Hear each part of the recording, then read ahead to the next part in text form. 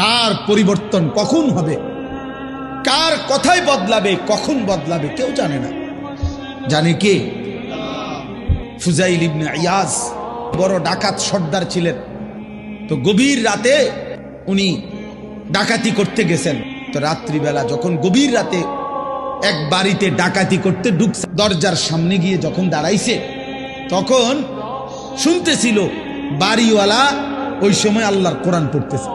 উনি দরজায় দাঁড়াইয়া শুনতেছে যে বাড়িওয়ালা ভিতর থেকে আল্লাহর কোরআন পড়তেছে, আলাম ইয়ানি লিল্লাযীনা আমানু আন তাখশা কুলুবুহুম লিযিকরিল্লাহ। এই এক আয়াত ওনার কলিজা ছিদ্র করে ফেলছে।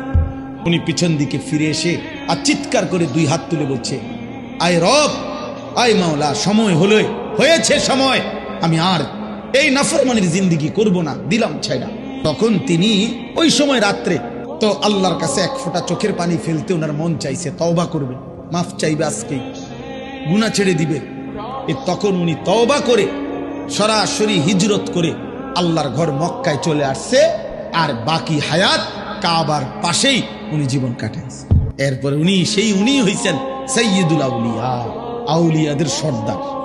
তাইলে বললাম আর কি, যে কোনো কথা, কোনো এক আচরণ, কোনো এক শব্দ অনেক সময় চেঞ্জ করে ফেলে, জীবন তুলপার করে ফেলে।